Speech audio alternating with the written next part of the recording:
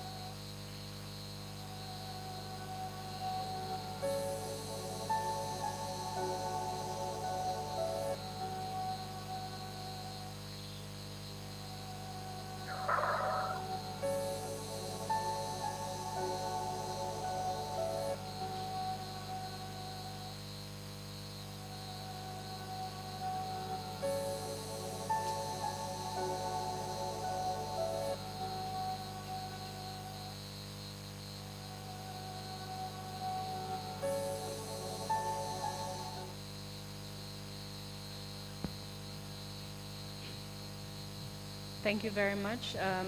We will proceed now. Madam Witness, Yes, hello.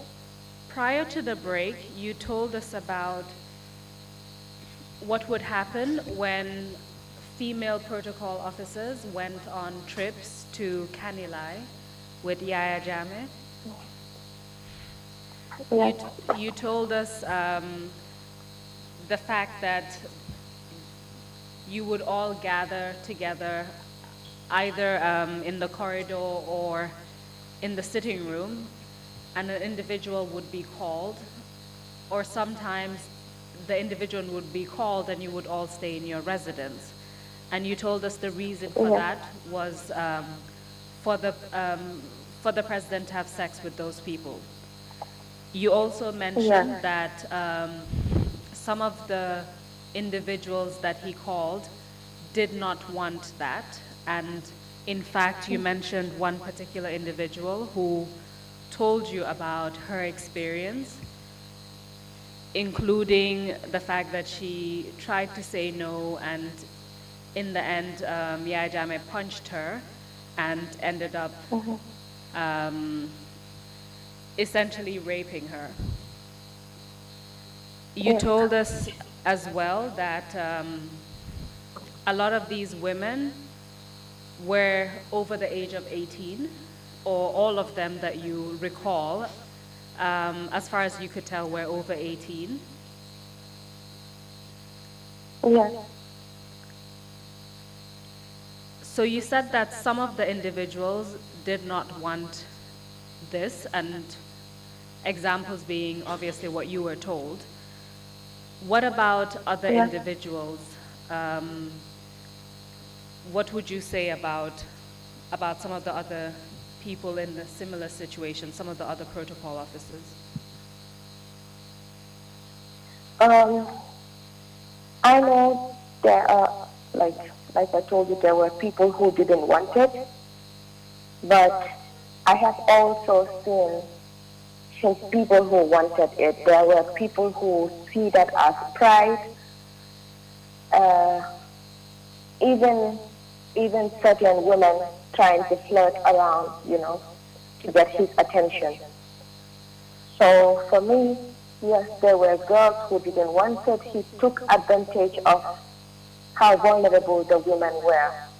He had money, he had power, he had the position, and he took that to his advantage to abuse the women.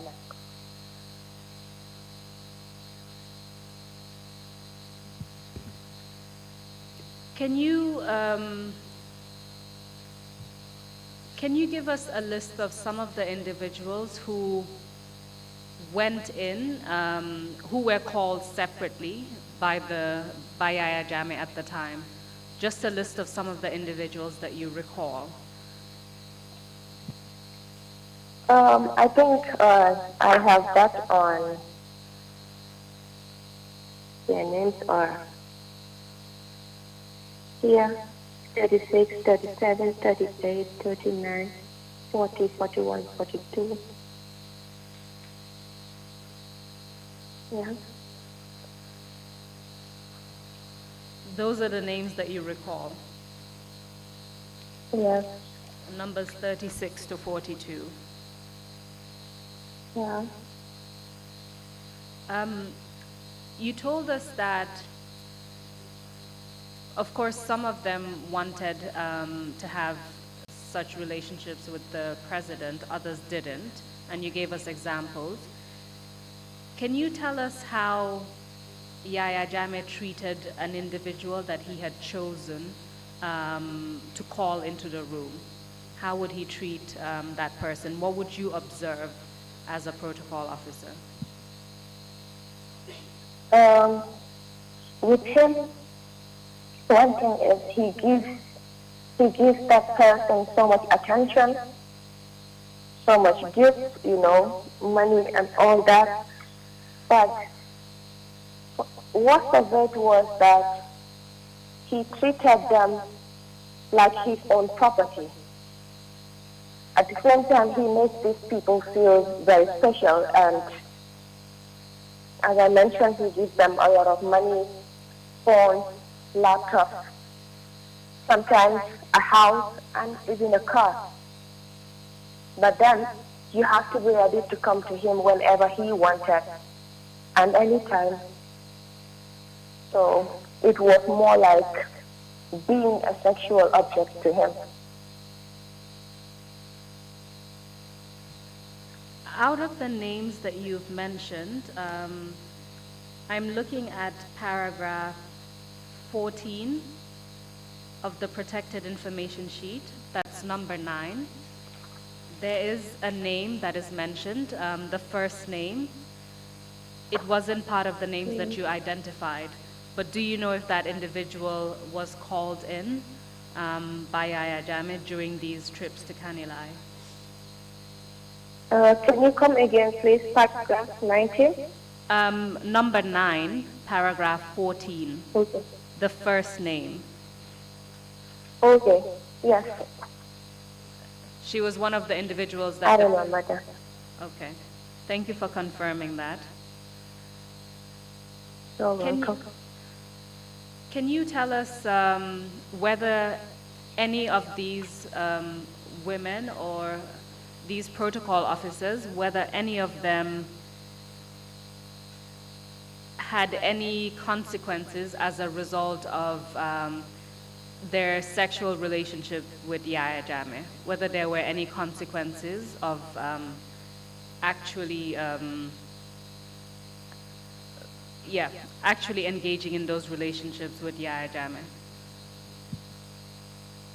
Well, I know that when things do not work again, he was very good at taking back what he gave to you.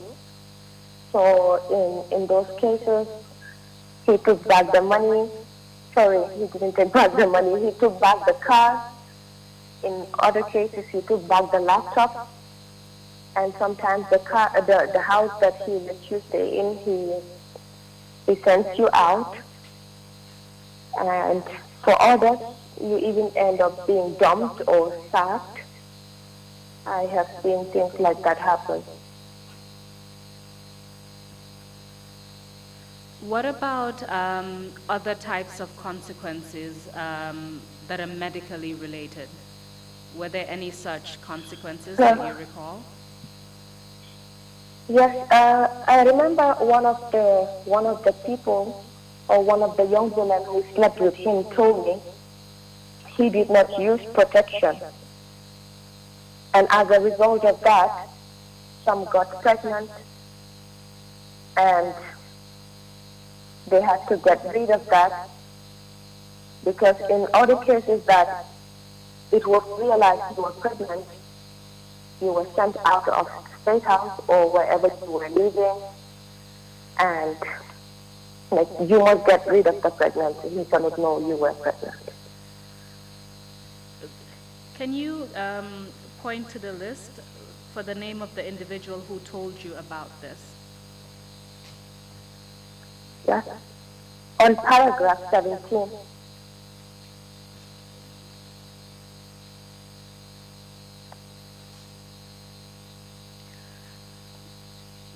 There's more than one name in that paragraph. What were the experiences of those two individuals in that paragraph? Paragraph 17, which is number 11 on the list. Both of them got pregnant,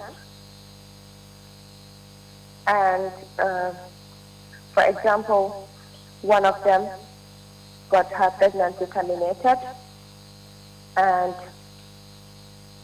the one that spoke to me, I remember I went with her up to the hospital so that they could help her to get rid of it because it was risky for her.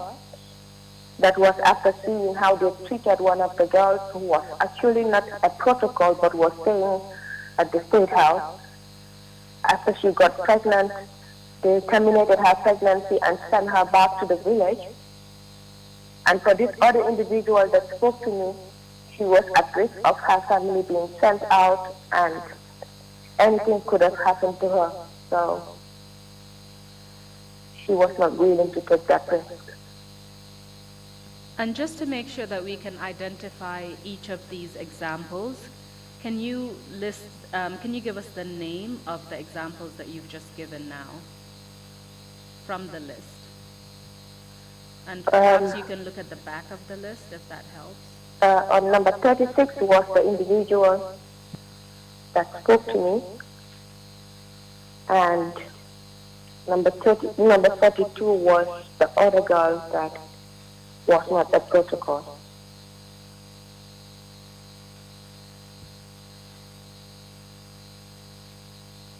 Did you say number 32? Number 36. Number 36 is the one who you accompanied to get an abortion, is that right? Yes. And yes. The other person that you mentioned is number what exactly? 32. 32. There are two names in number 42. 42. Okay, thank you. Yeah. Thank you very much.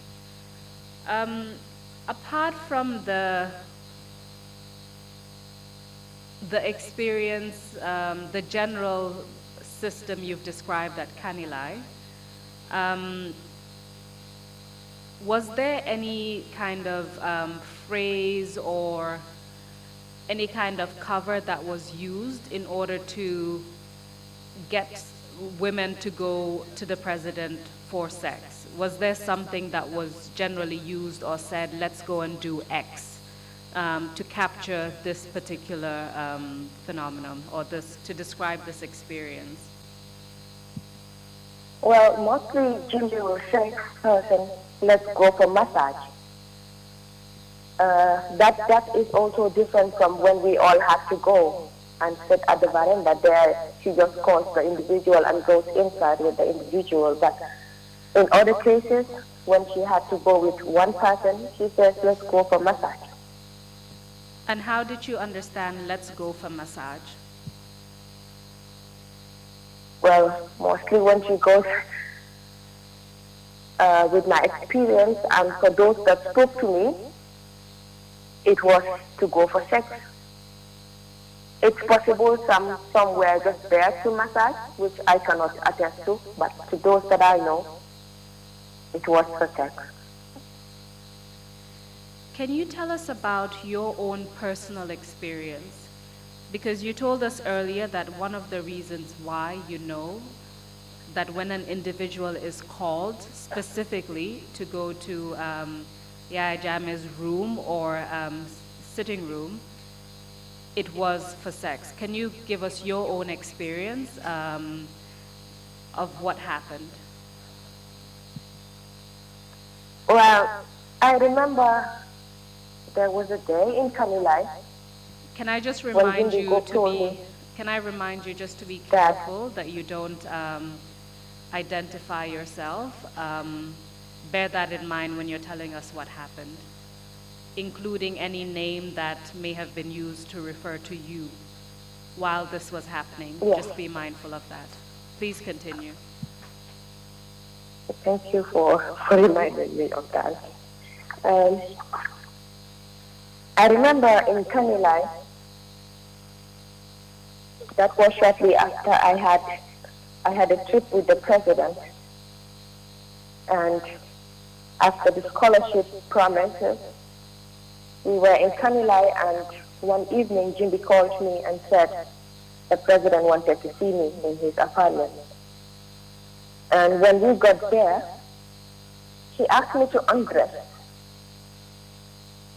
And this was very weird to me, but he told me because he had to do some spiritual bath for me, like ritual bath.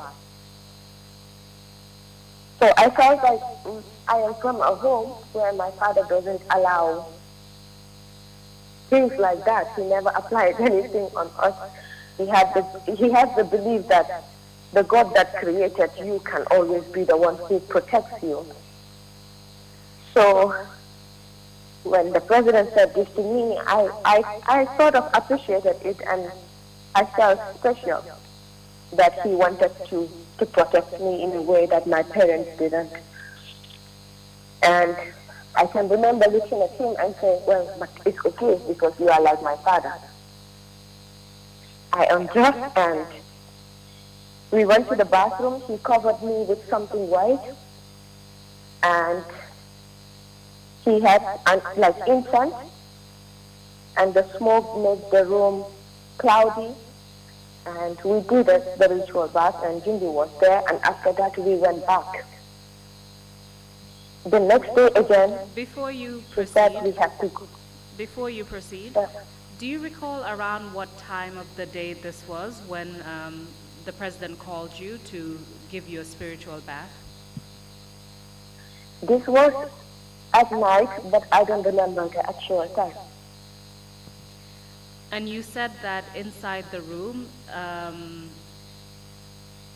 that it wasn't just you and the president, Jimbe was also there. Yes, he was. You said after there was smoke coming out, so incense smoke, and the room was cloudy. And you said that you had a cloth around you, and then he did a spiritual bath. What did that entail? What do you mean by spiritual bath? What exactly did he do? I don't know. It was water and some stuff. I don't know. For me, that was the first time to go through something like that. And he poured the water all over me from my head to toe. And he said, it was ready, now you can go. While he did that, did he touch you in any way, or did he only pour the water over you? On the first day, maybe, but I did not realize anything like that. For me, it was just he covered me up and everything was normal. So you said that you even appreciated it because you felt that he was trying to protect you by giving you a spiritual bath. And then you said to him, this is okay because you are like my father. Yes. After that, that particular incident, how did you feel when you went back to the residence? On that day, I felt special, and I think I was happy being treated like that by the president. You know, that the president felt there was a need to protect me. It felt good. Can you tell us what happened? You started to say then the next day. Can you tell us what happened the next day? The next day, the president called me back, and Jimmy took me inside. And Sorry, he just a told me question. again to undress, which I did. Sorry, just to interrupt you. Whenever you say the president called me and then Jimbe took me, how does the president call you? Does he call you directly or does he go through Jimbe? Just to clarify that. Yeah, it's through Jimmy. So it's Jimmy who comes and says, the president wants you to go. So please continue. What happened on that, was it the day or the night time? It was at night. Can you tell us what happened when you went on this second occasion? Then we went again and he asked me to undress and I did, but this time it was something different. He even looked at me and said, well, you look like a primary school girl. And he started touching my body, my breast, and it was awkward for me. And I remember that I started crying and I was pushing back, going back. To an extent, it was the end, there was the wall. And he was like, what happened? And Jimby said to him, be mindful she is here. like this. Okay, please continue. Yeah. She is like this. She is very shy. But I know I had learned a lot at that time when it comes to sexual violence, when it comes to being assertive, when it comes to saying no without hurting the individual. So I tried doing this. I said, no, I am not a shy person, but I see you like my father and I didn't expect this from you. But maybe I was wrong. For him, you cannot try to be assertive. And maybe that was what made him angry, and I had to pay for that. How did you He react sent me when back. you told him? How did he react? You said he was angry. What did he do or say? He said, take her out of here. And I was gone. And I remember the day I was shaking. I was too scared. And in the morning, I was told I had to go back home. And the driver came for me and took me home. So And essentially, you were expelled from he Canada. he terminated my scholarship. And he didn't want to see me again.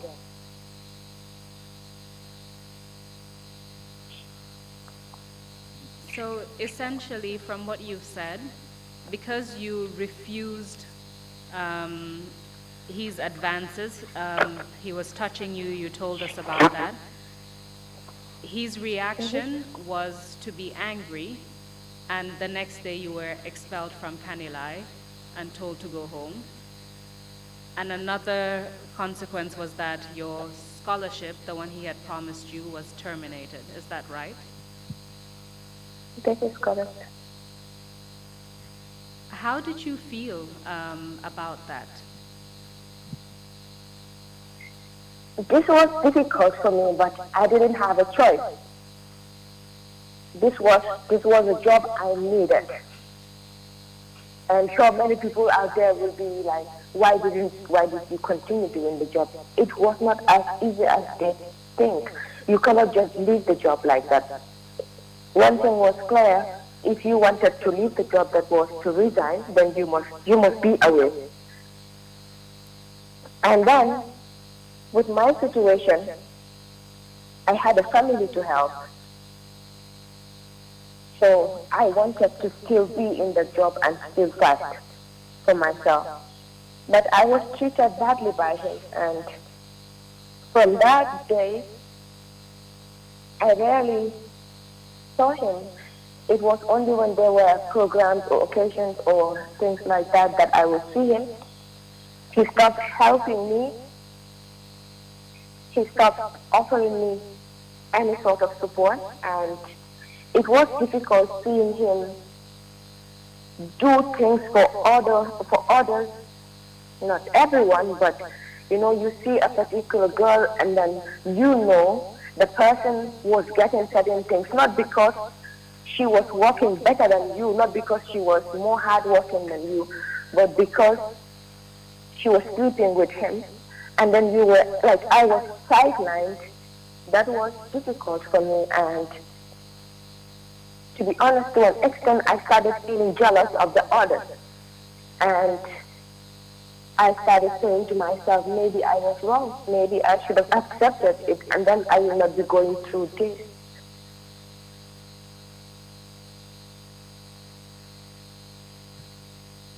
I just want to refer the commissioners to numbers 16 to 19 on the protected information sheet. I'm referring the commissioners to the information in the protected information sheet. So numbers 16 to 19, which represent paragraphs 26 to 28, where there is additional information about the consequences that the witness faced as a result of refusing Yaya Jammeh's advances. Madam Witness, you told us that you stayed in the job because it wasn't difficult to just get up and leave, but also you needed the money because you were helping to take care of your family. Is that right? Yes.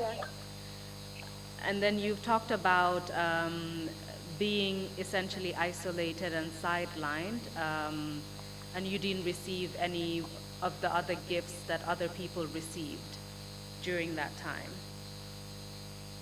Correct. At that point in time, did you take any other measures? Did you continue to do your work as a protocol officer fully, including going on trips with the president?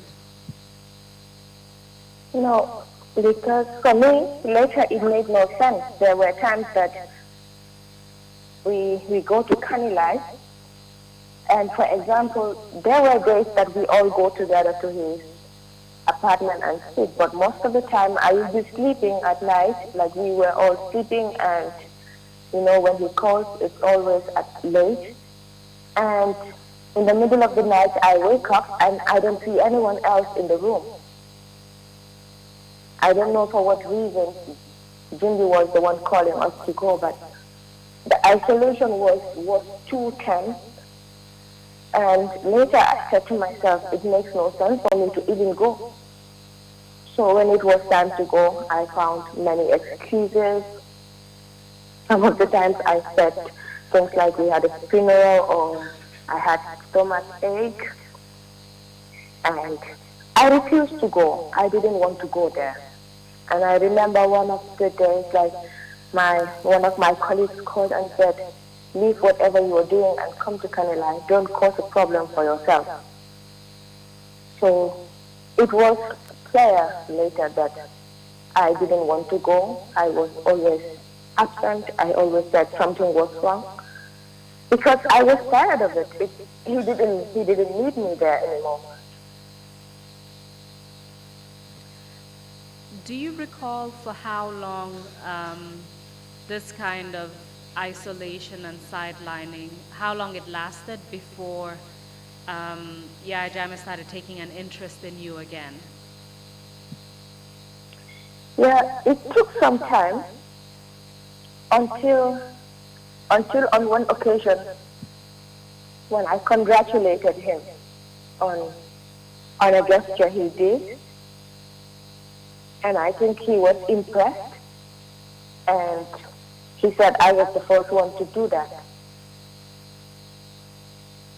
That was a day like he pardoned prisoners, and I said congratulations, because for me that was an achievement. Those were people, like many people said, he killed them. And when he released those people, I said to myself, maybe we were wrong. He didn't kill those people. And I said, congratulations. And he said, come here and hug me. I did that. And he asked me to sit by his side. I did. But he held my hand. And then he was caressing my palm with his finger, you know. I know about those things. I learned about them. So it was odd for me. But in a respectful way, I tried to withdraw my hand from him and even manage to get up from his couch. I was not thinking he would notice that. But that also angered him, because just before that I was working on a project and I had all the invoice and everything. He said he was going to pay for that. He even already asked me to to bring the receipt and everything. And then all of a sudden, in the morning again, I was told I had to go home. And I went back home. And that was a time when he wanted me to apply for another school, which I did after he canceled the other one. And he didn't want to talk about this other scholarship again, and then he would not want to see me again.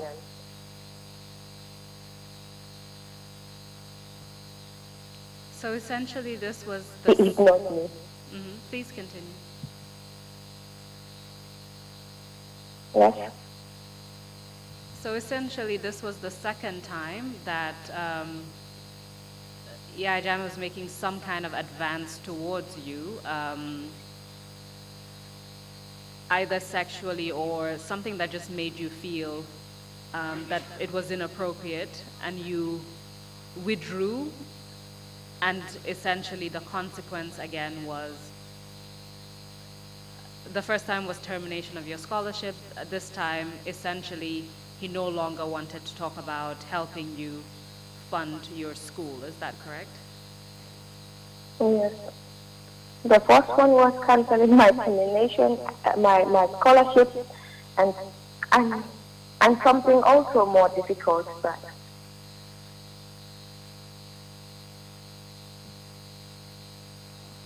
can you repeat that? I think I missed what you said last. yeah, the first time was he canceled my scholarship, and he reacted in other ways, which I may not be able to reveal here. I have referred the commissioners to paragraphs 26 onwards, and I believe that's what you're referring to, the additional consequences that you faced. Paragraphs 26 to 28. Exactly. Yes. Thank you. One question that I have generally about, you've explained to us the system that was in place in relation to protocol officers, and you told us how Jame would interact with female protocol officers. What about when you went on tour, nationwide tours, or you attended public gatherings? Were there any women that would either join your group? If yes, how would that happen? Yes, that happened. Sometimes women that were not part of us will join us.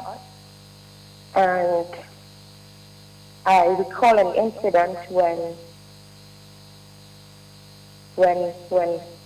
one of our officers, I don't know if I should mention him or not.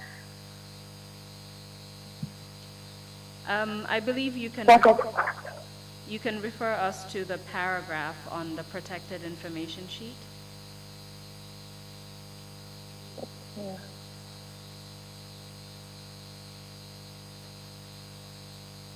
I don't know. I'm not actually following No, that's fine.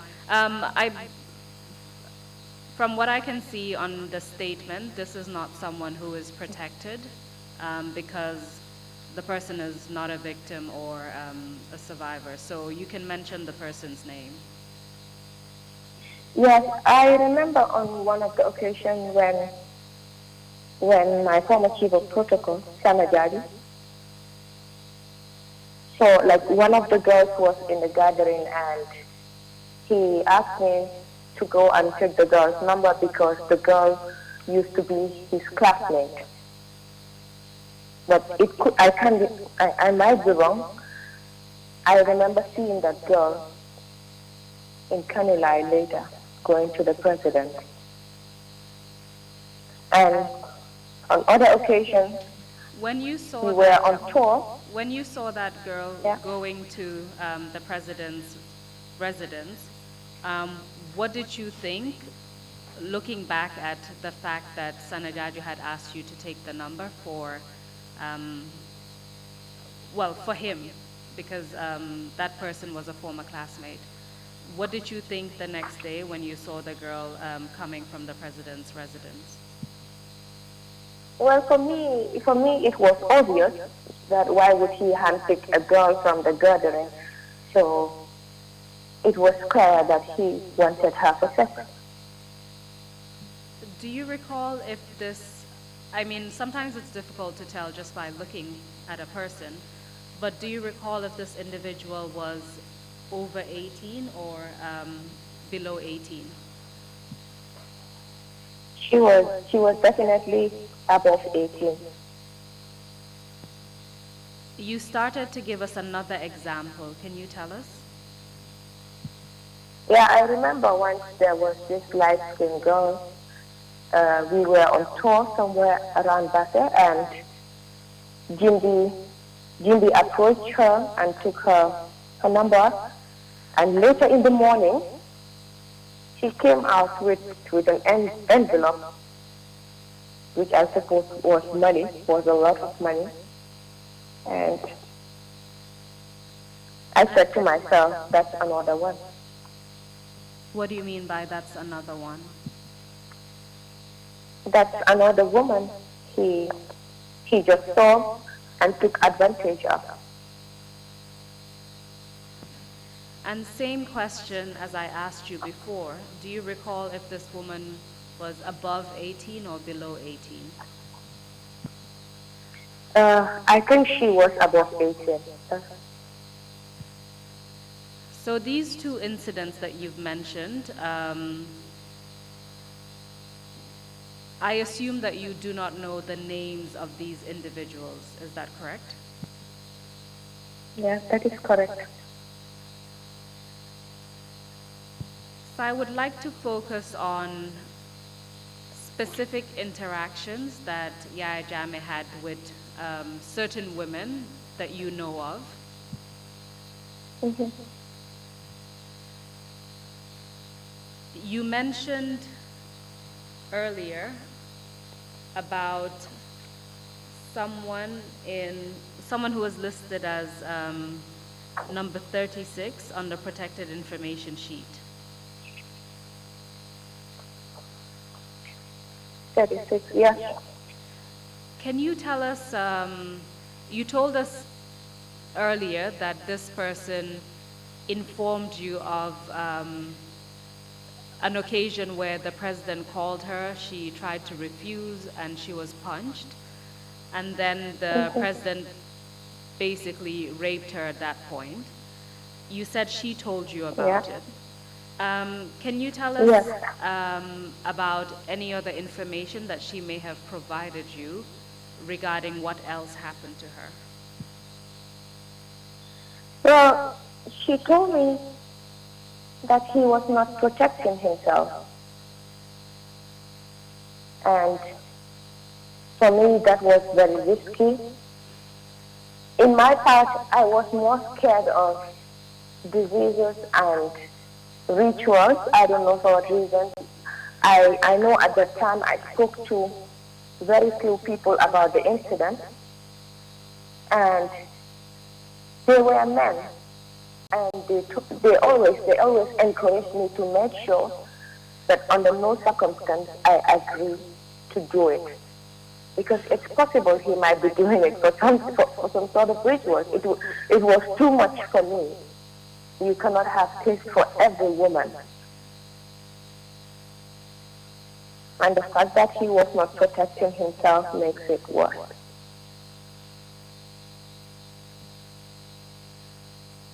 Do you, can you tell us whether, while you were present with this individual, whether at any point she was called to go to State House because Yaya Jammeh called for her?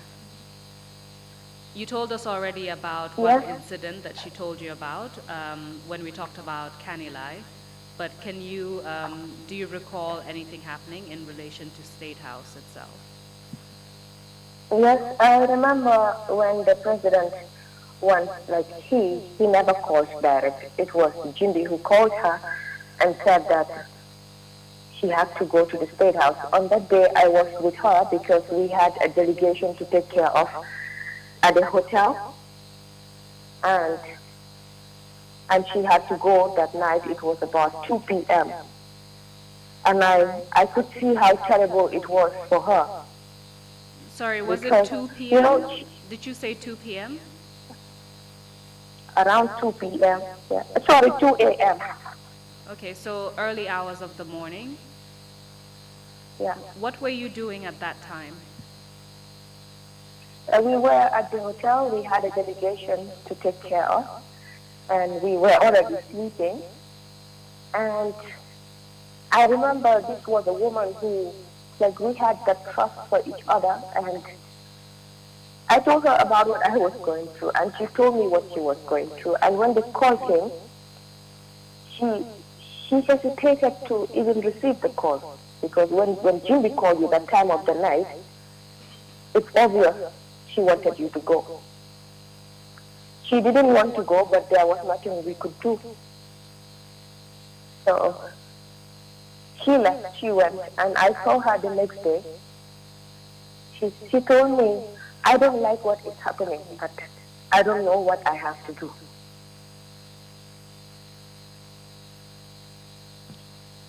So from what Especially you when said, Janet was the one taking care and helping her family. So from what you've said, she didn't want to do this, or she didn't want to go, but she felt that she had no choice. Is that right? Yeah. Can you tell us about another, and perhaps I should just refer the commissioners to the entire paragraph in your statement, and that would be paragraphs 35 and 36, which are numbers 25 and 26 on the protected information sheet. That's the incident that Madam Witness was just talking about. Apart from that individual, do you recall any other specific examples of Yaya Jammeh's interactions with other women or girls? Yes. Yes, I do. Please tell us about them.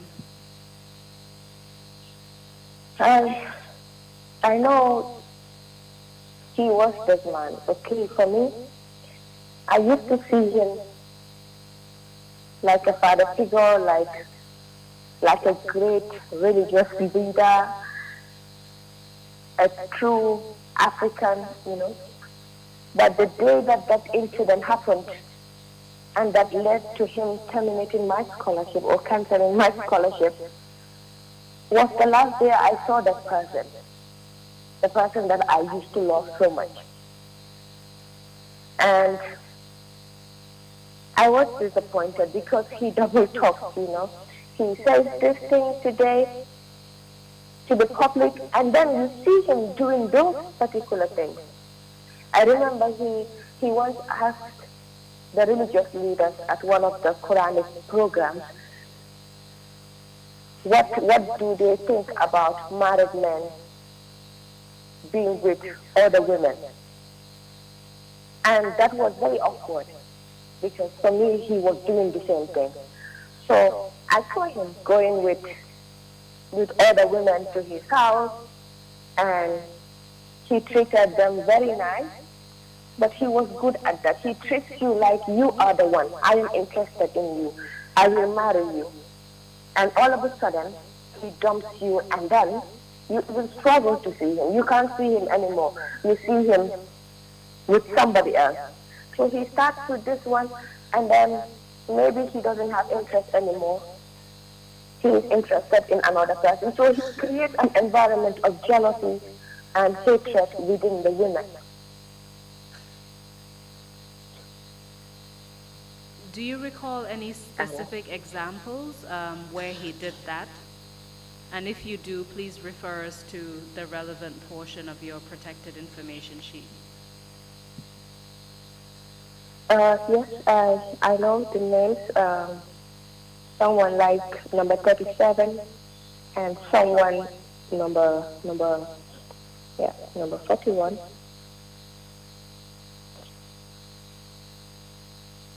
On Is that paragraph 37. the information that's contained in number 28? So the name referred to in paragraph 37 as well as the information contained in paragraph 38. Is that what you're referring to? Yes. As an example of what you've just explained to us. Yeah.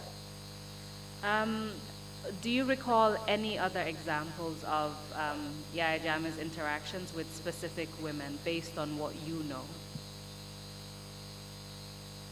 Well, I know I have seen in situations where he abused, like he has sexual relationships with people who are related by blood.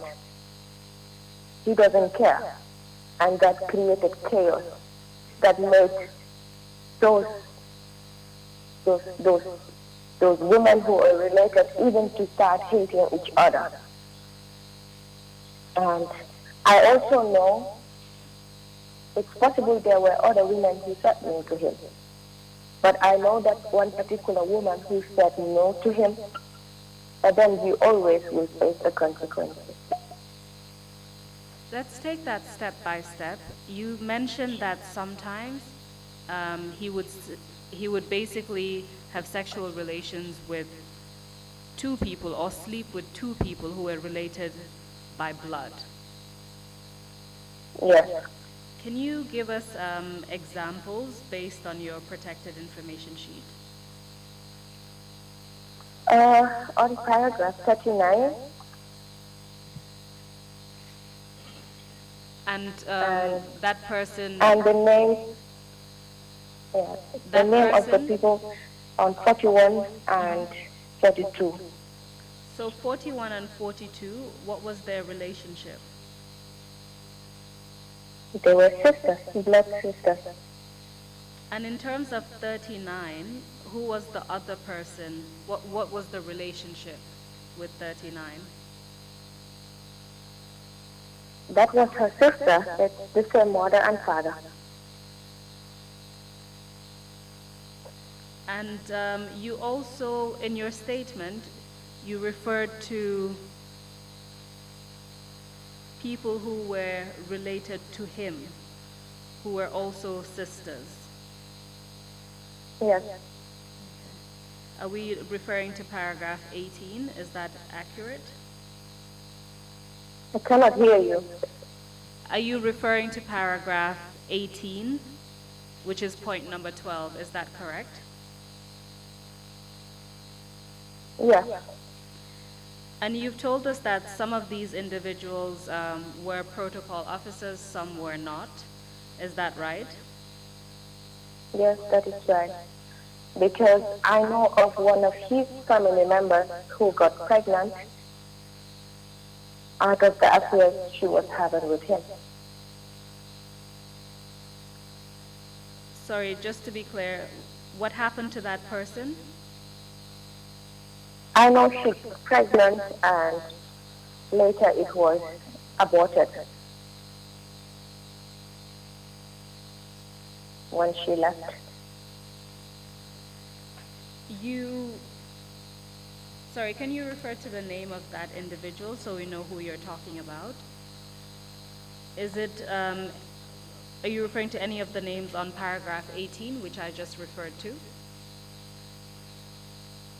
Paragraph what? Paragraph 18, which is number 12 on the protected information sheet. Exactly. It's the third name there. The third name on that list. Okay.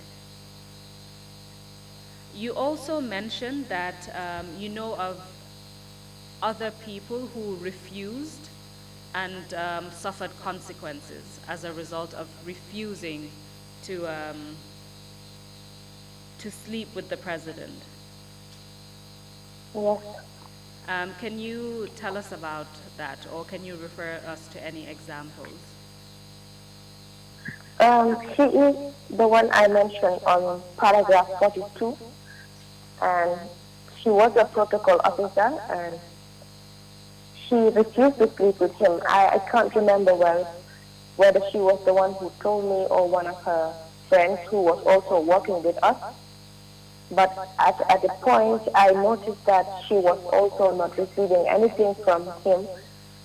But if I am right, she was the one who told me that she went to him and then he started touching her hand inappropriately and she didn't like that. That was when at first he started calling her to go to Canila, they would pick her and do stuff and gave her money. And later he did those advances and in the end she ended up being sacked. You said it's the person listed in paragraph 42. Would that be the same person in number 40 of the list? Yes.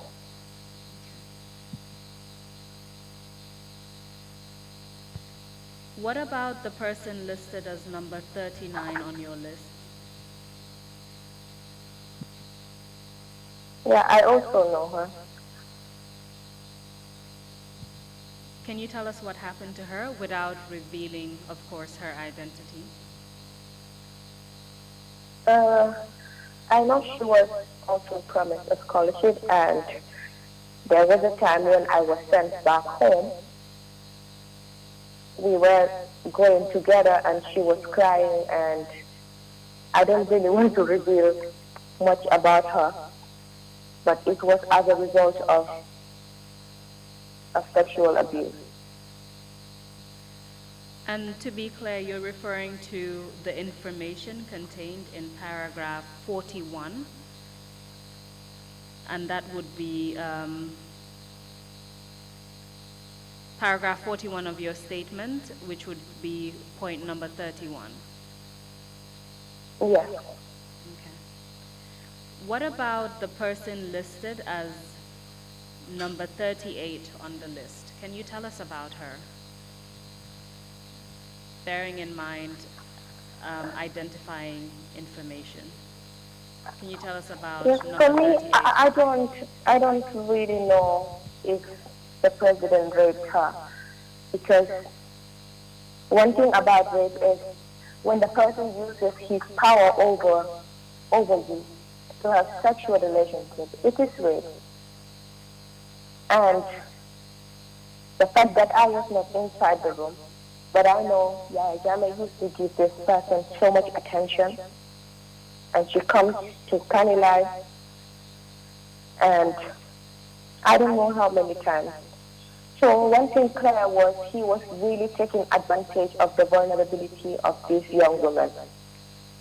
He provides support to you, to your family, gives you money, gives you phones, and it's possible he did, which I know nothing about.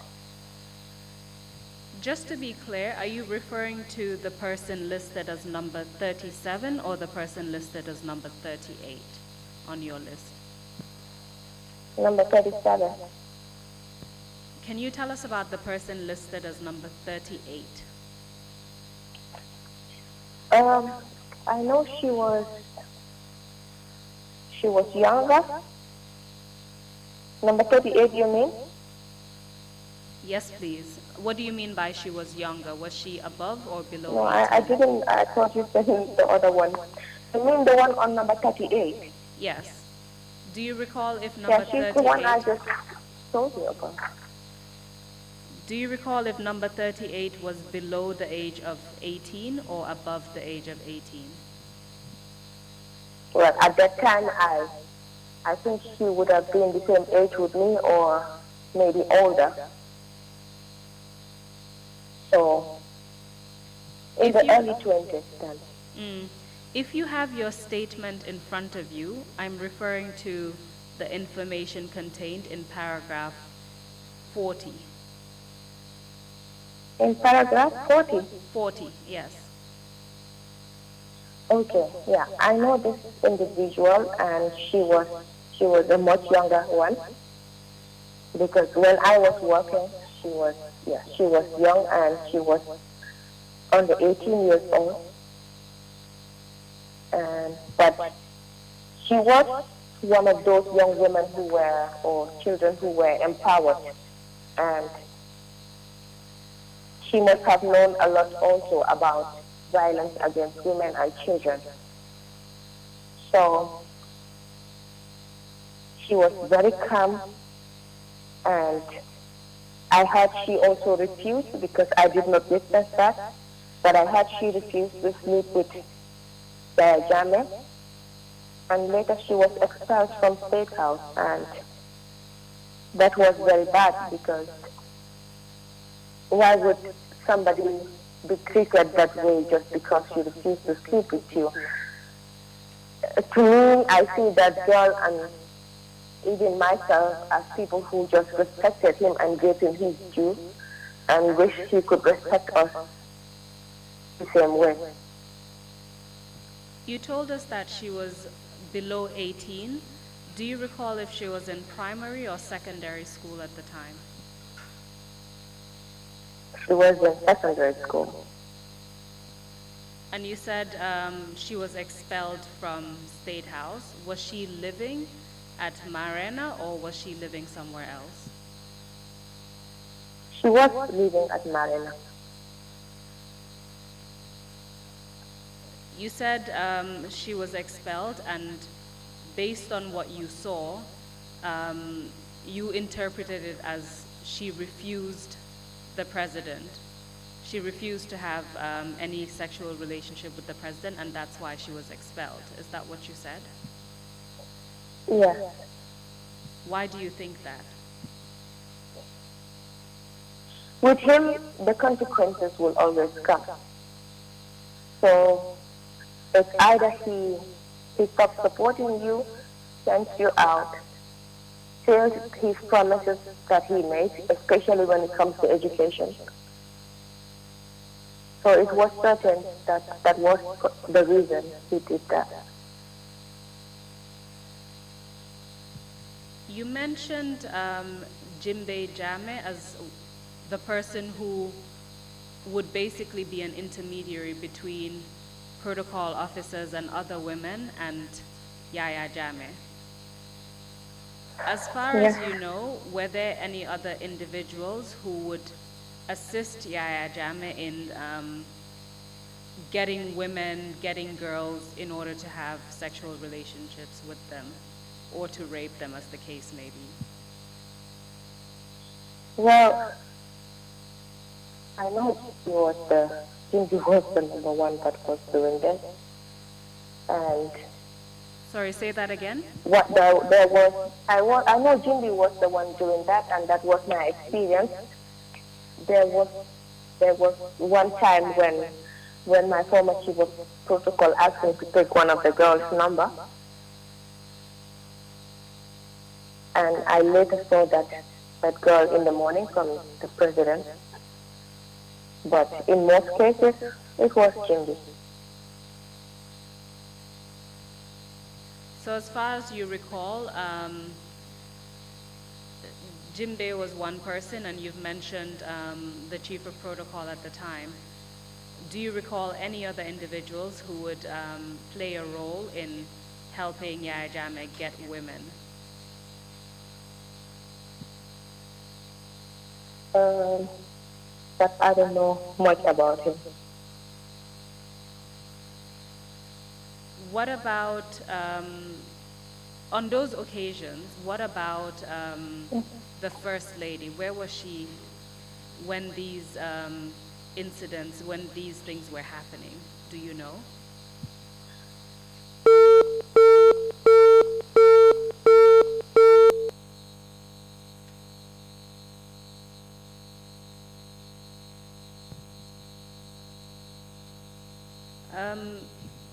I believe that the witness has disconnected. Can we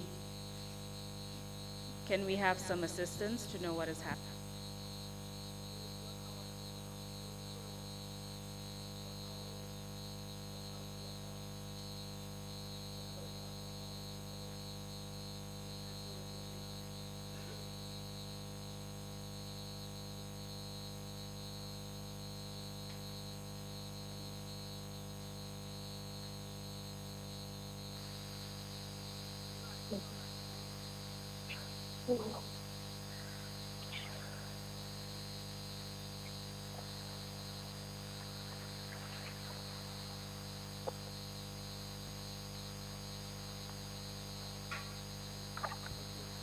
Madam Witness, can you hear me?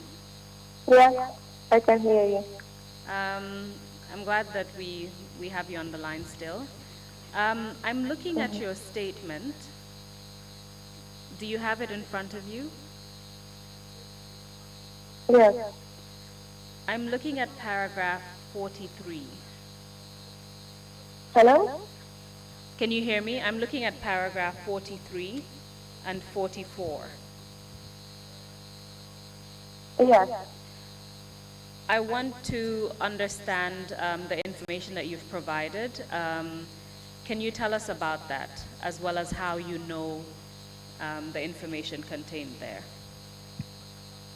With the names as well. Yes, please go ahead.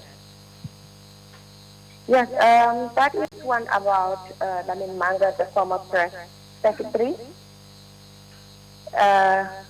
He was very close to Jimby and Yaya Jammeh, and I think he knows a lot when it comes to Yaya Jammeh and women, because I know that there was this one woman who sometimes comes to the country, and it was through him.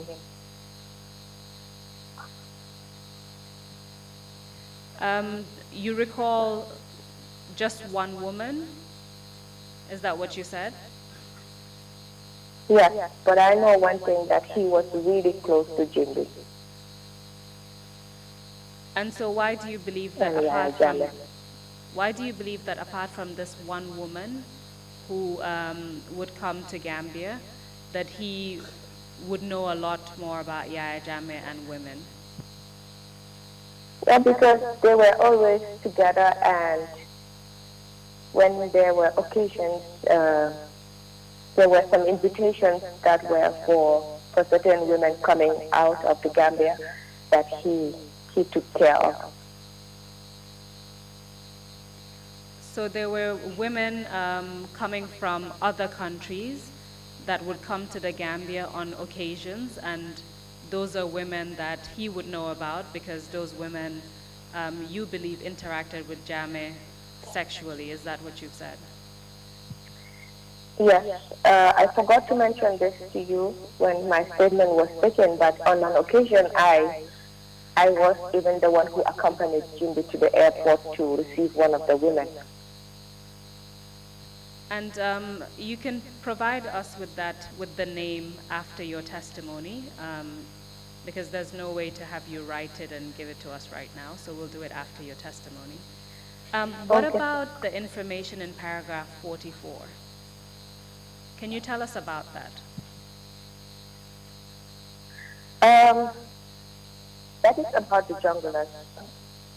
For me, it's very strange because I didn't know about them. We used to hang out with them. I used to hear the name junglers, but it was something. After hearing everything, I would never have believed those were things in existence. So we really hung out with them, and we were doing things, we ate with them. I remember people like Malik and Noha, those names. I don't know their second names, but I also know Sanamanjang, even though I didn't have interactions with him. When you say we were hanging out with the junglers, what does that mean? First of all, who is we, and what do you mean by hanging out? Like, we, the protocol officers, we see them when they were programmed. At Kanilai, we sit with them. We see them as normal people. Yeah, not knowing the jobs they were doing. So it was even, I don't know, it is scary to know that we were surrounded by people like that. So they would attend some of the programs at Kanilai that you and other protocol officers were also attending. And from what you've said, at the time you didn't know who they were or what they were really doing. Is that correct? No. And when we had occasions, like we are there for days or sometimes months, up to a month. So the place there was big and you see a lot of them. But for me, I never had known this is what this person was doing. These people are killing our people or things like that. I never knew about that. But later when I started hearing the names, I know I can recall Nuha and Malik and Kosana Manjang. Of course, I know him. But as you said, you never had any direct interaction with them. No, no.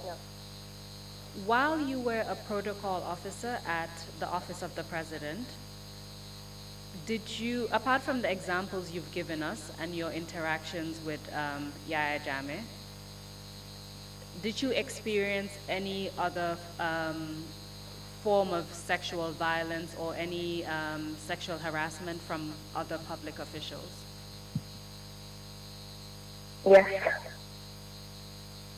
Can you tell us about that, and can you refer us to the name in the list?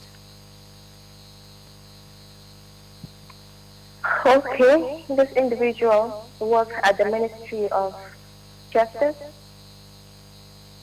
and he is on paragraph on number 45, and he still works there. I remember when I was working on one of my projects, I went to his office for help after calling him to go through what I was doing. And when I went there, he opened his office and I was inside. It's an isolated place. And he locked his door. And then he started behaving in a very different way. And he started asking me, do you like bananas? I didn't understand what was going on. And all of a sudden, he's an elderly person. He took out his penis. And he asked me to touch it. He was even pulling my hand to touch that. And that was difficult. For me, in such situations, I just want to escape that. And I told him, please let me go. I have something to do at work. I will come back here. And then when I left, that was the last day I went to him. I remember I saw him not long ago in Gambia. And he asked for my number again. And I gave him a wrong number. And I'm sure maybe he is listening. It's possible he is doing it to other young women, which I feel is very unfair. But I know he's listening, and unless the cases are similar, he will know who is talking. Can you tell us why you feel it is important to talk about these instances, these incidents of sexual violence? I know there are many women who are in my situation. I know there are many women who want better lives for themselves. And I know that there are men out there who have power, who have authority, and they will take advantage of them. But I just want to tell them, okay, they can do this today, but they might face it tomorrow. And because I don't want it to happen to other women, I don't want my sisters to even need support from men like those. Because I will not say every man. I have very great men in my life, men who guided me through, men who stood by me, and men who will always stand there and protect the women. But fact is, majority are there to sexually abuse women, to take advantage of the situation. And I still go back to vulnerability. They look at your situation and think they can take advantage of you. And I don't want this to happen to other women out there. For me, it's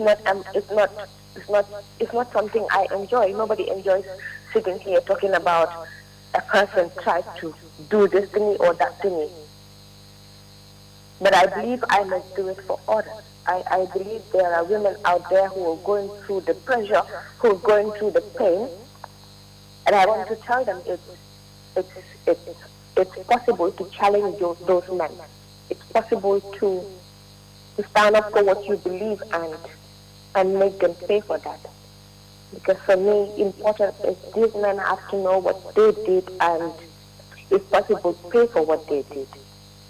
And this one person is someone, normally there are even people who appear to be the ones to protect us. There are people who sit there and when the public is there, they say all sort of things. They pretend like they are there for the women. They pretend like they are protecting women, when in fact they are the ones exploiting them.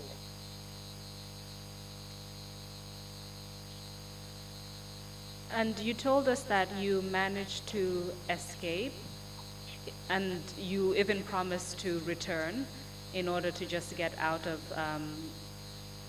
this public official's office. Do you think the fact that you were a protocol officer at the time was one of the reasons why you were able to assert yourself, or was there another reason for that? Well, I know for sure it could be with the job as well, but even before that, I was taught to be assertive.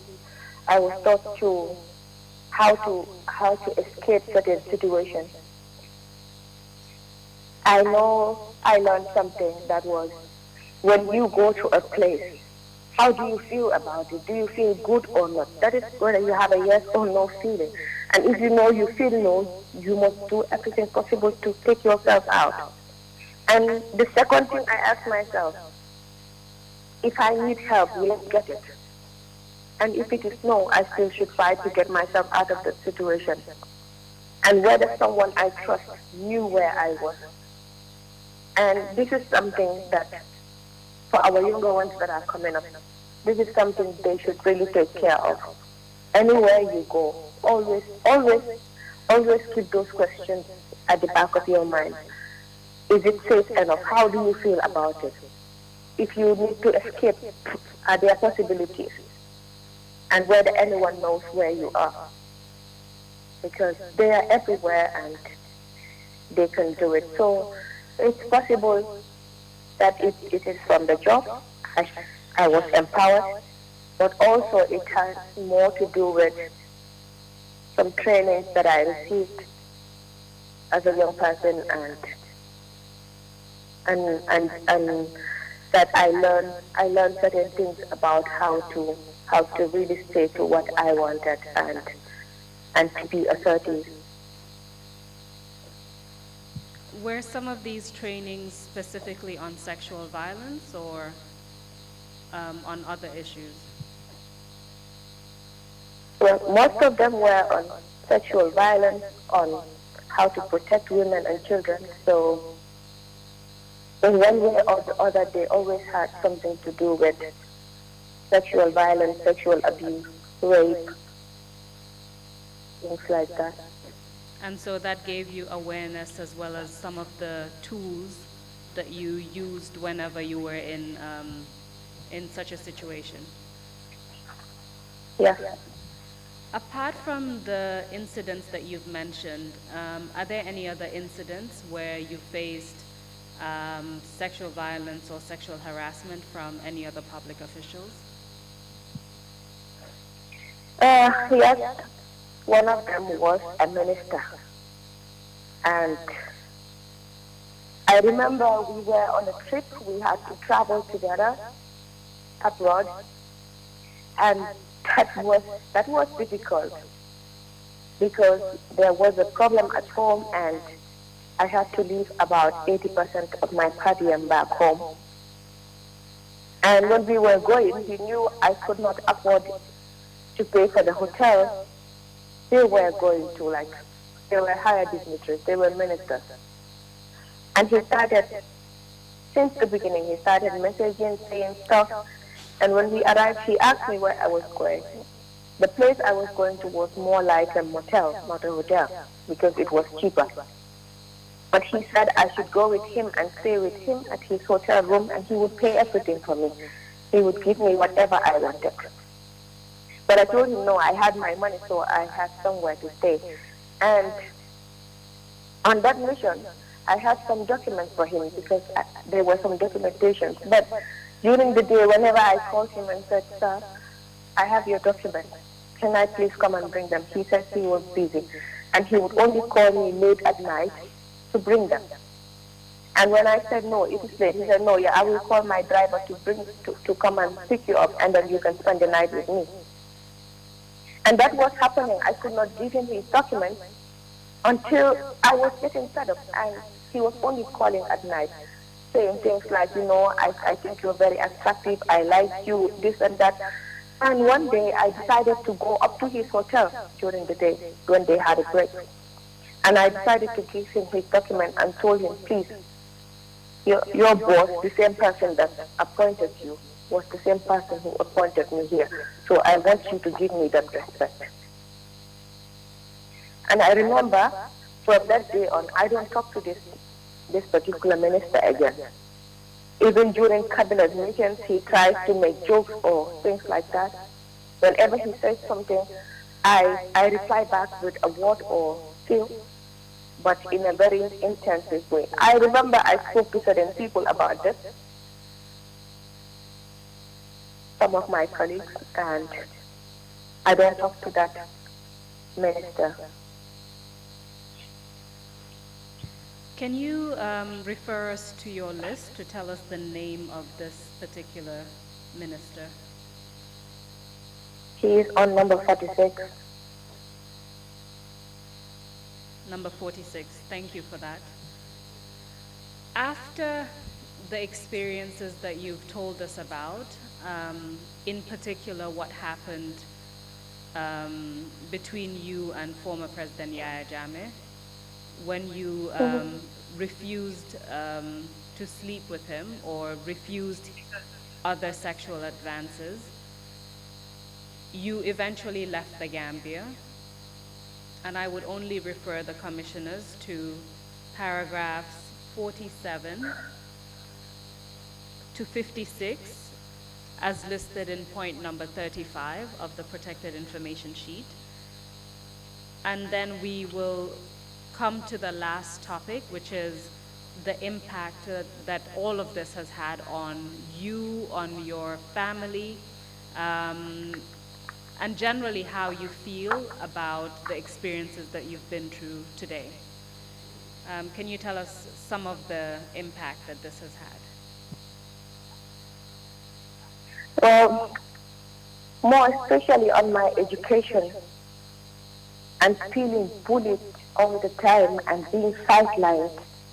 And it went to an extent of like making me feel like to envy other people. And being away from my family was traumatic. It was difficult for me. And my mother ended up getting ill. Like she became a totally different person, because they used to call her sometimes in the middle of the night. And I had high hopes of becoming something in future. Somebody promised me scholarship, and this was going to shape my future well. But he decided not to go ahead with this just because I said no to him. And when I got here, I was on some occasions taken to the hospital. In Gambia, I received psychological support, and I was diagnosed with post-traumatic stress disorder. And sometimes when I'm sleeping, it feels like somebody is strangling me. I rarely sleep at night. I have nightmares of people laughing at me, people doing all horrible things, and I remember it went to an extent. I tried crazy things to just get rid of everything, because I always sit here and start thinking, why did I allow them to bully me? Why did I allow the president to do this? If if he was not willing to support me, I was already studying. Even I was already willing to do better for myself. If he was not ready to support my education, why did he make promises? Why did he break them? Just because I would not sleep with him. And and my family also had to suffer for it. I used to be very active. I used to be very outspoken. Now I'm a totally different person. I isolate myself from the people. I don't interact much. Most of my friends, maybe they think I feel like I am better than them or something, but it makes me a bit scared of people. And sometimes when, like, other people don't even mean to bully me or make me feel bad about myself, but I react quickly. I don't easily take it as a joke. I don't allow it when anyone wants to belittle me or make me feel bad. And I become this very quiet type. I barely make comments on anything on Facebook. That was not me. I wanted to be out there. I wanted people to see me. But now I don't even enjoy the company of people. I have been isolated enough that I now enjoy it.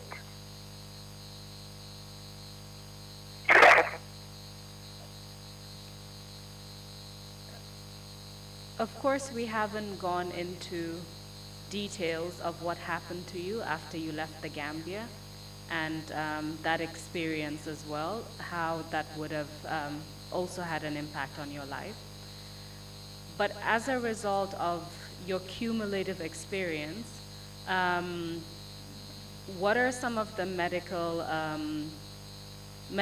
psychosocial consequences that this has had? Were you diagnosed with any kind of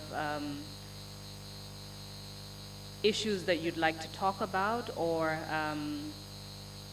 that you experienced as a result of the cumulative experiences that you faced? I know I am being diagnosed with post-traumatic stress disorder, and you know, it's difficult when you even hear certain people talking about you, even within the family. Some think that you have mental problems.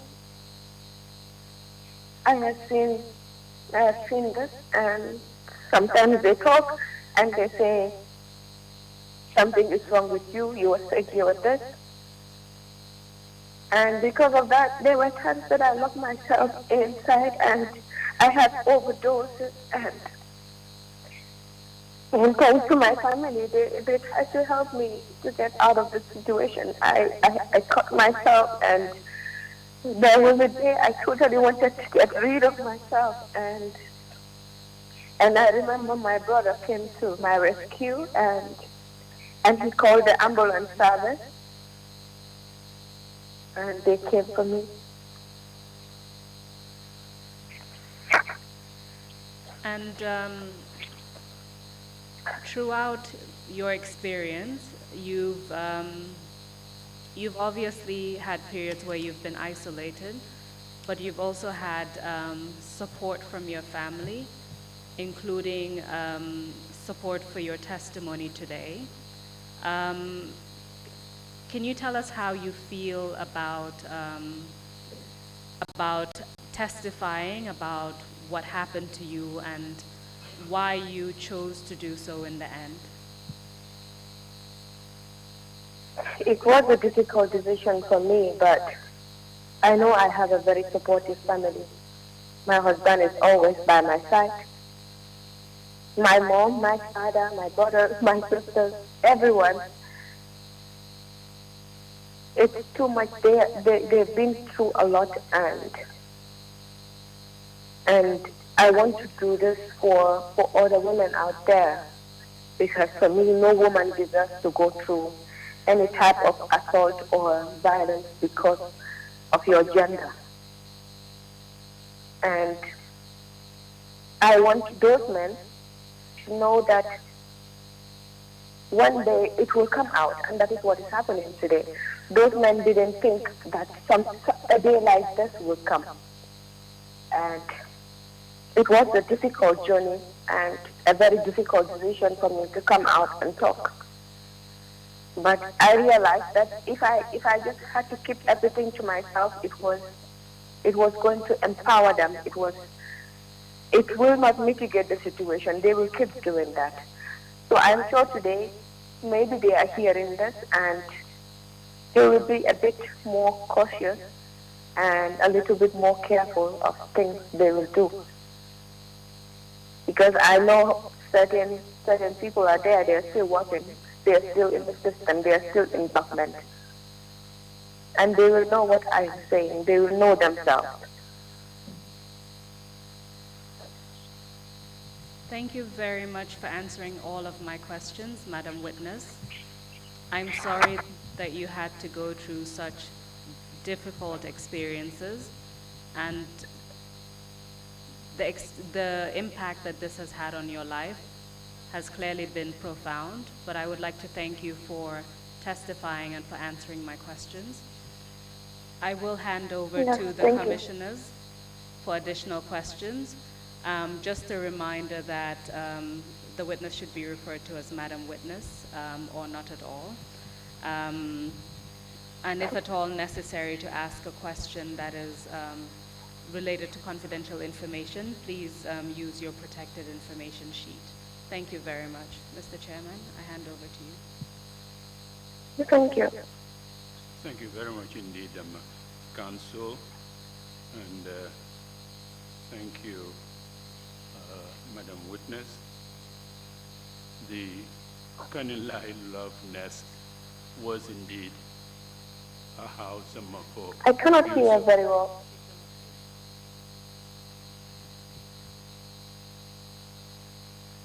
Should I continue?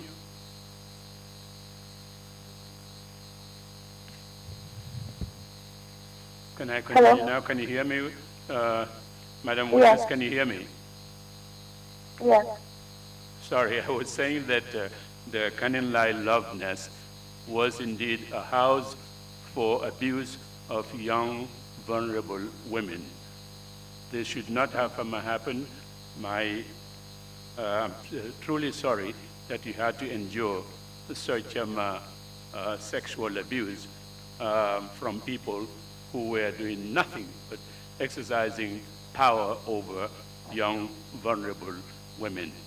Truly sorry about it, and thank you very much indeed for being very brave and strong to come and testify before us on this very difficult issue in the country here.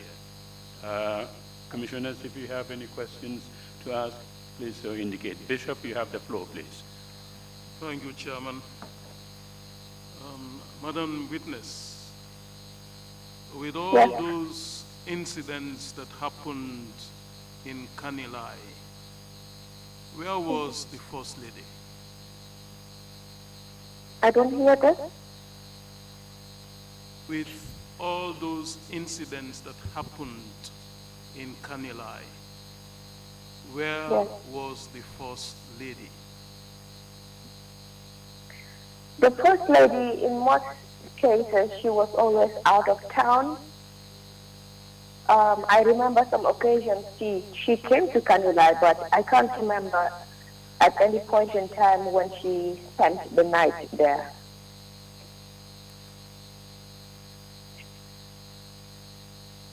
The second, further to that, does that mean that she was not aware of those things that were happening in marital home?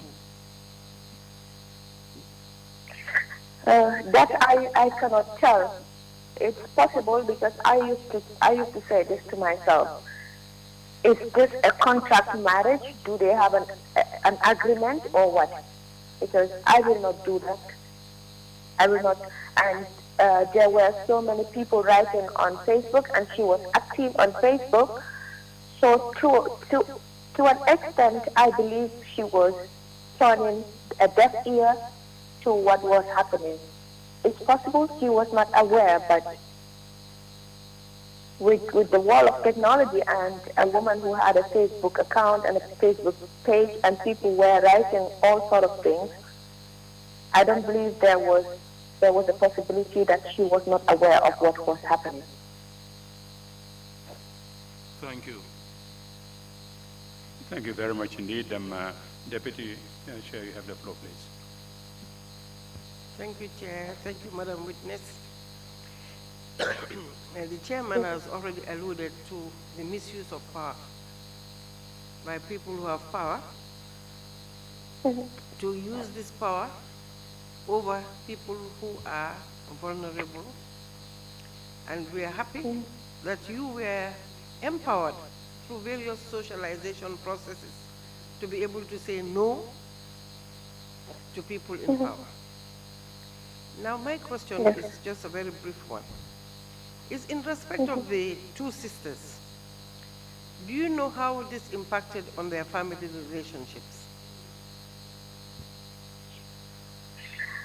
Well, I don't know their family particularly, but I know it was not a nice relationship.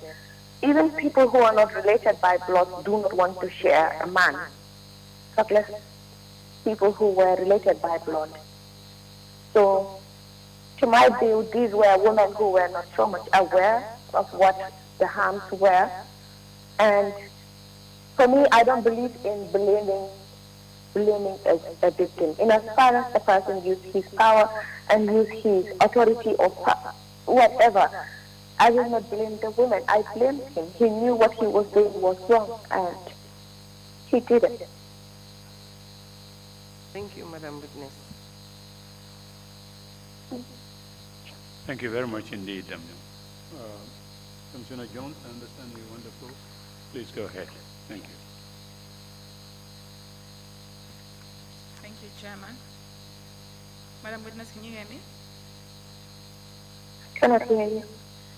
You told the commission that for international travels, you guys took I cannot hear you, sorry. Can you hear me now? Yes.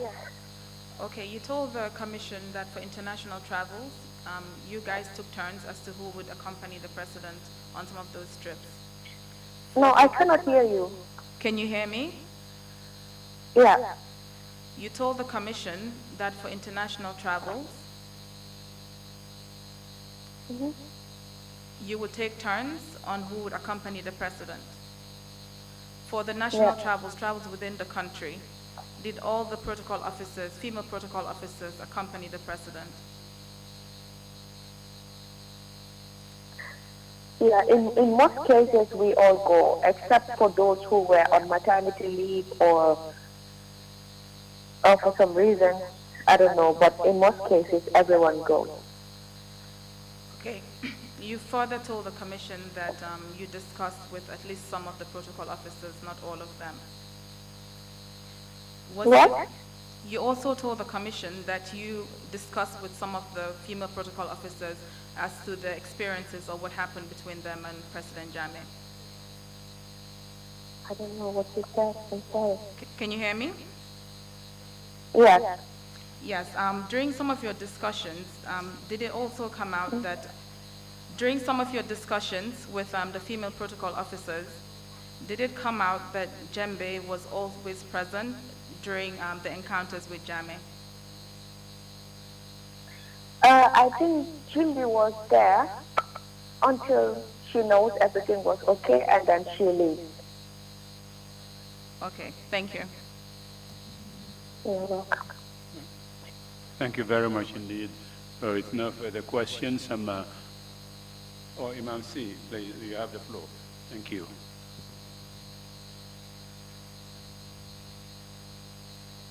Madam jërëjëf lay sargal ci tas métit bi nga gis ak tas yaakaar yi tas ci yow.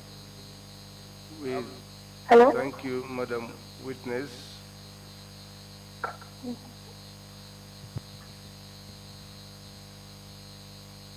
Tas yaakaar yi tas ci yow. Hello? Jamfa yim la jamfa. The disappointments and the betrayals that you experienced fooguloo woon yéen jigéen yi yéen mënoon ngeen ko rey su ngeen ragalu.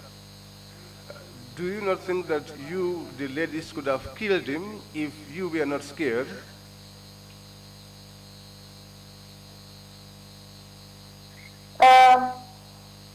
Maybe that was a possibility, but for me, violence doesn't stop violence, and he was doing that. He was powerful, but I believe God is more powerful than him. So, and that is what is happening today. He might be alive, but deep inside he is dead. So he has the power to do that. And even if I could kill him, I will not do that. The life belongs to God. So I only had a belief that God will judge him, and it's happening in a way that God didn't. God has not waited for us to go to the next one. He's already doing it here.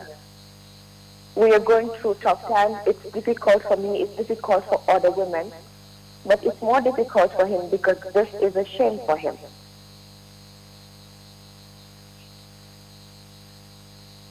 Thank you very much indeed. And if you have any closing remarks to make, Madam Witness, please proceed to do so now. Thank you very much.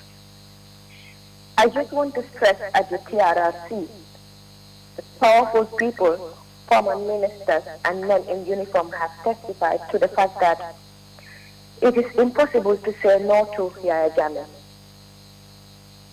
His closest associates feared him, and Jungle said that Jammeh had ordered the killing of his own relatives.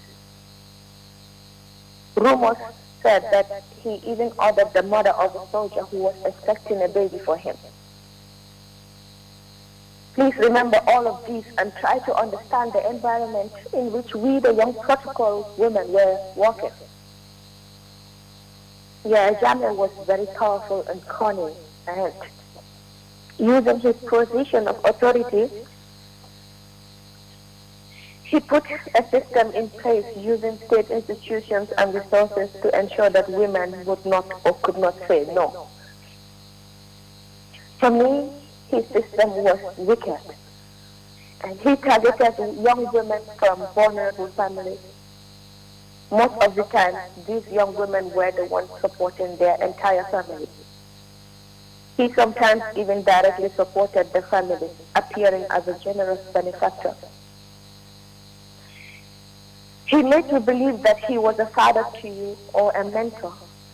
He made promises of education and scholarship, and we all longed for a better life. And it is at that time that when the confidence was built, that he made his sexual demands in return. If you said no, he makes sure you suffered, humiliates you, makes others to belittle you, and this is my story. Others felt that they had no choice but to accept his advances and become his sexual slave, that he could call whatever he felt like it, even in the middle of the night. I witnessed that. Some others believed that when he was making his promises and fell for them, because he was skilled at making you believe that you were special and that he had real interest in you, only to be dumped after a short time and treated badly by his entourage. And I witnessed that as well. Yeah, Jammeh's tactics was to rule and divide, and Jimby used the same technique with us. We mistrusted each other, and it was hard to find someone to confide in. Working for Jammeh meant constant stress, constant anxiety, and no one to turn to. So I am here to call on all Gambian people to please stop blaming the women and being judgmental, and know that the least you can do for a victim is be supportive. As the expert on sexual violence said here, our society always blames the girls and the women, when in fact the ones to condemn are the men who were abusing their position of authority for their own pleasure. Because the practice did not just stop at State House, it is a societal problem that affects every layer of our society. Myself, I had to endure sexual assault and harassment not only from Yaya Jammeh, but from other senior officials. And today, I have mustered all the courage that I have and that God has given me to testify here with the hope that never again would also concern sexual violence in our country. Myself, I have been sexually harassed by so many men today. And these are men in position. These are men I gave examples of. People like Osman, I don't want to go, but okay, people like Osman Sonko is already out. I have gone through so much anxiety, so much fear, and as I speak to you, I shake wondering what people will say about me, but it's okay, because I have decided to be strong, because this is bigger than me. I feel very insecure about my sisters because this happens everywhere, and I don't want them to experience anything like I had gone through. I just want to call on women to find the strength to speak out about what they had experienced or what they are still going through.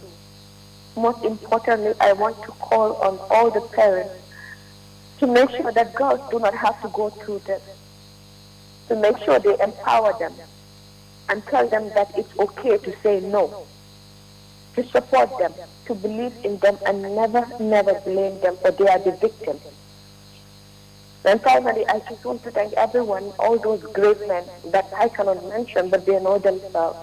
They stood by me, they helped me go through everything, they gave me advice, to my family, my husband, everyone, and to all those Gambians who understand, to all those Gambians who believe in us and not doubt us, because I know many will be there to doubt the women, but these are things we've been through, and you don't have to go through them to believe those. I thank you all very much. Thank you very much indeed, Madam Witness. And we hope that our process here would bring justice, reconciliation, and healing to victims, especially the victims in the categories that have been discussed here, have been exposed. We hope that we find a way of not having these kind of things repeated again in our country here. But thank you again so much. You're a very brave lady to come and talk about your suffering and the abuses that you endured.